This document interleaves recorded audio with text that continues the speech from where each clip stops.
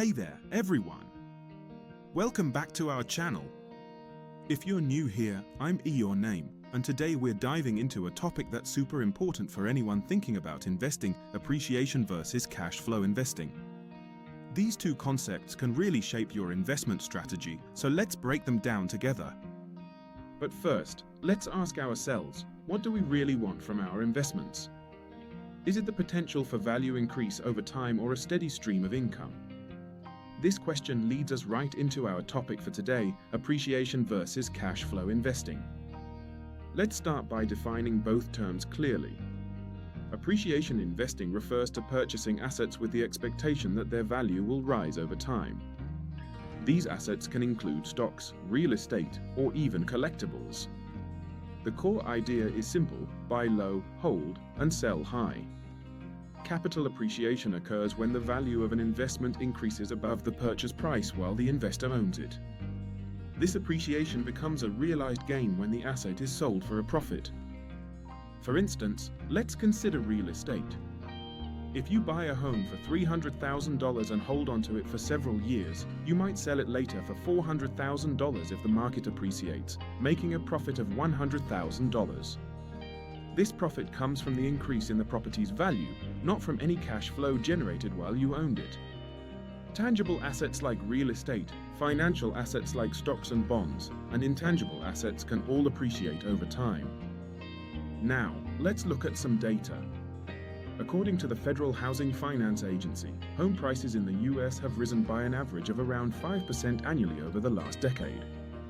The stock market has also shown significant growth over the past 10 years. The stock market has averaged an annual return of 11.01%. This means that if you had invested in real estate or the stock market during this period, you could have seen significant appreciation in your investment, assuming you picked the right locations and properties. However, appreciation investing isn't without its risks. The market can fluctuate, and there's no guarantee that your asset will appreciate.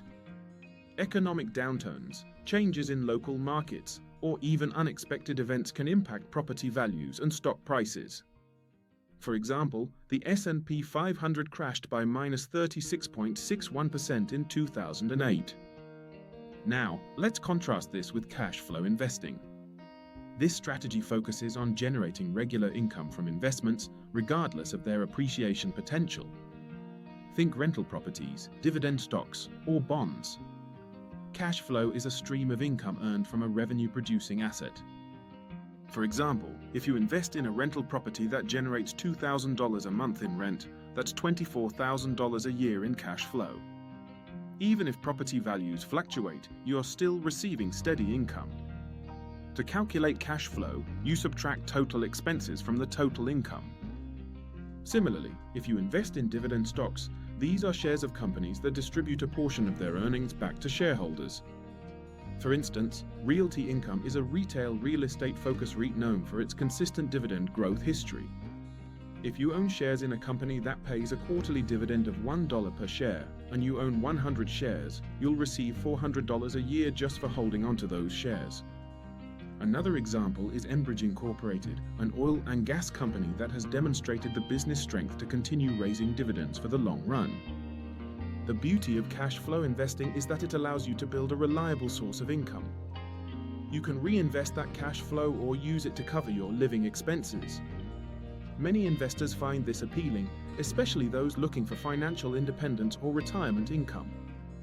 But like appreciation investing, cash flow investing comes with its own challenges.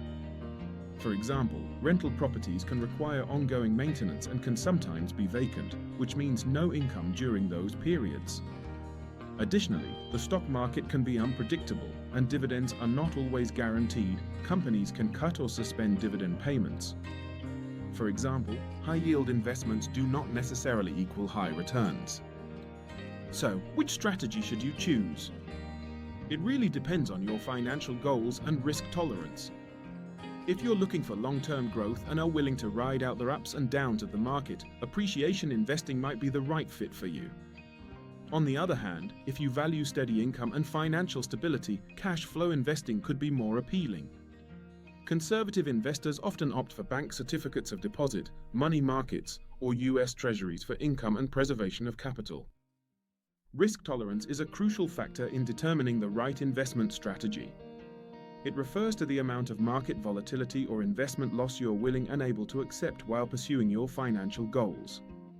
Conservative prefer stability and capital preservation. Moderate tolerate some risk for growth. Aggressive willing to risk losing money for potentially higher returns. Your risk tolerance may change throughout life, especially as you near or enter retirement. Regularly re-evaluating risk tolerance allows you to adjust your portfolio to reflect your current needs, income goals, and mindset. Investment options for beginners, robo-advisors, offer automated investment management with low minimums. Index funds provide diversification by tracking a specific market index like the S&P 500. Target date funds adjust the portfolio's risk level as you approach your retirement date. Dividend stocks provide a regular income stream, with some companies having a long history of raising dividends.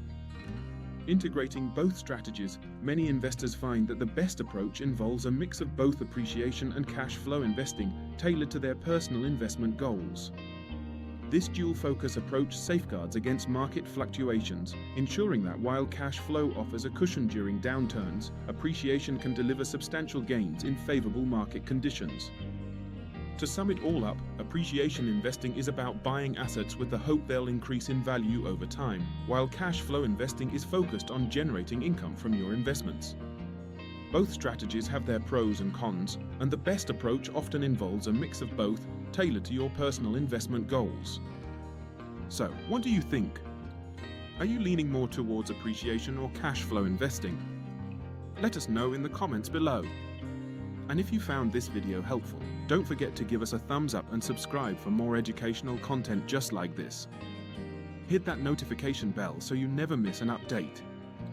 Until next time, happy investing!